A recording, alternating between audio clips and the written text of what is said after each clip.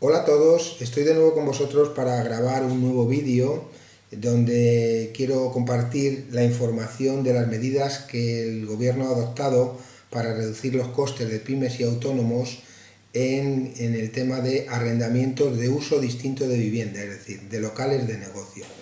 Para ello, bueno, lo primero que tengo que comentaros es que todo esto tendrá sentido siempre y cuando no hayáis llegado a algún acuerdo entre arrendador y arrendatario, o bien para condonar la deuda de las rentas mientras dure este estado de alarma, o para fraccionar el pago de determinada forma para el pago de estas rentas de alquiler.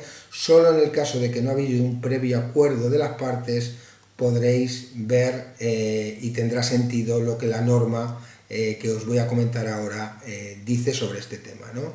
Para ello hay que cumplir una serie de requisitos para acogerse a esta moratoria en el pago de los alquileres y vamos a distinguir entre los requisitos que tienen que cumplir los trabajadores autónomos y por otro lado los que tienen que cumplir las pymes, sociedades de todo tipo, ¿no? En cuanto a los autónomos, son tres los requisitos que tienen que cubrir, ¿vale? Primero es estar afiliado y en alta con fecha 14 de marzo del 2020, y en el caso de no estar en el régimen de trabajadores autónomos, en el que es un sustitutivo para aquellos profesionales, como son las mutualidades sustitutorias del RETA. Sobre todo me refiero a todas aquellas profesiones colegiadas como arquitectos, médicos, abogados, etc. Segundo, que su actividad haya quedado suspendida como consecuencia de la entrada en vigor del Real Decreto del 14 de marzo, en donde se establecía que una serie de actividades tenían que cerrar forzosamente. El tercer requisito que hay que cumplir, que es que en el caso de que la actividad no se haya visto directamente suspendida por este Real Decreto, se deberá acreditar la reducción de la facturación del mes anterior al que se solicite el aplazamiento en al menos un 75% con relación a la media mensual del trimestre en que pertenece dicho mes referido al año anterior. ¿Qué significa esto? Que se va a comparar un trimestre del 2020 con el mismo trimestre en el ejercicio del 2019 y la facturación media mensual tiene que haber bajado más de un 75%. En el caso de los requisitos que tienen que cumplir las pymes, ¿no? Son diferentes a los de los trabajadores autónomos. También tienen que cumplir tres requisitos, bueno, y os lo voy a comentar. Para aquellas pymes, el primer requisito que tienen que cumplir de la Ley de Sociedades de Capital es que el total de las partidas del activo no supere los 4 millones de euros. Segundo, que el importe neto de su cifra actual de negocios no supere los 8 millones de euros. Y que el número medio de trabajadores empleados durante este ejercicio no sea superior a 50. Aparte de estos tres requisitos, tenemos que ver también que su actividad haya quedado suspendida como consecuencia de la entrada en vigor del Real Decreto del 14 de marzo, que antes os he comentado, y también en el caso de que la actividad no se haya visto directamente suspendida, pues hay que cumplir el mismo requisito que los trabajadores autónomos, es decir, comparar el 75% de reducción en la facturación media mensual de un trimestre con el mismo del año anterior, ¿vale? Ahora bien, estos son los requisitos, pero luego vamos a ver de qué manera tenemos que acreditar estos requisitos, ¿no? Porque hay que acreditarlos. La manera de acreditarlos es la siguiente, ¿no?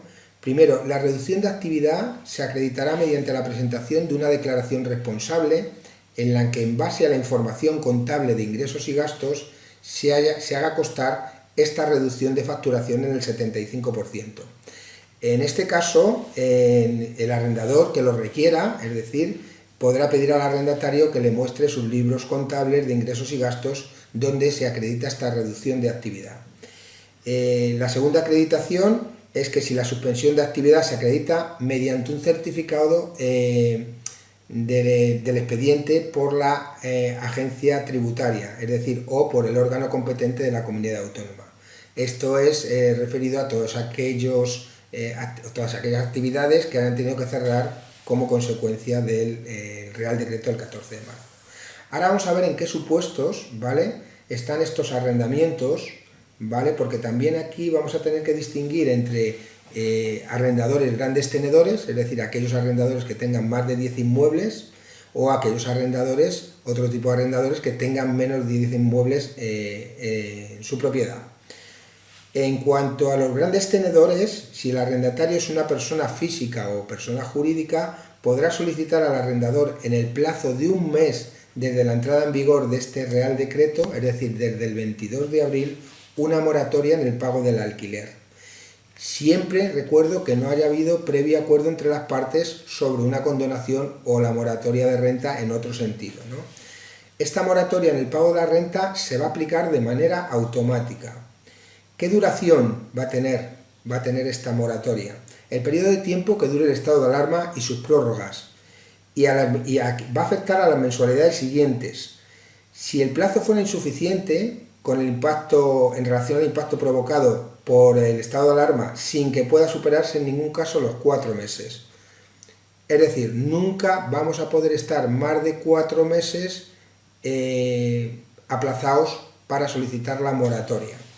Dicha renta, si una vez que se llegue a este acuerdo, no va a generar ningún tipo de penalización ni devengo ningún tipo de intereses y va a ser aplicable a la siguiente mensualidad de la renta arrendaticia y se va a poder fraccionar en un plazo máximo de 2 años, que se contarán a partir del momento en que se supere la situación de este estado de alarma o a partir de la finalización del 4.º mes como máximo antes citado para esta moratoria.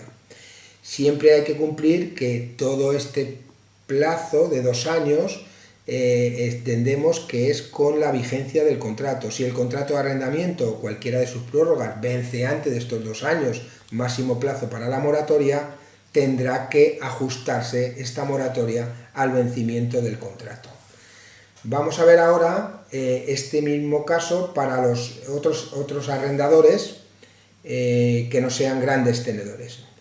En el caso de que el arrendador sea una persona distinta, es decir, que no sea un gran tenedor y sea persona física o jurídica el arrendador y tenga un contrato de arrendamiento de uso distinto de vivienda, es decir, para local de negocio, se podrá solicitar al arrendador en el plazo de un mes desde el 22 de abril, es decir, tenemos hasta el 22 de mayo, el aplazamiento temporal y extraordinario del pago de la renta siempre que no haya habido acuerdo previo entre las partes para el pago de la renta o la moratoria en otro sentido. Exclusivamente en este caso, si no hay acuerdo, el arrendador podrá disponer de la fianza libremente para el pago total o parcial de la renta de una mensualidad o de alguna de las mensualidades. En este caso, el arrendatario estará obligado a reponer el importe de esta fianza en el plazo de 1 año desde la celebración del acuerdo al que haya llegado con el arrendador o en el plazo que reste de vigencia el contrato de arrendamiento.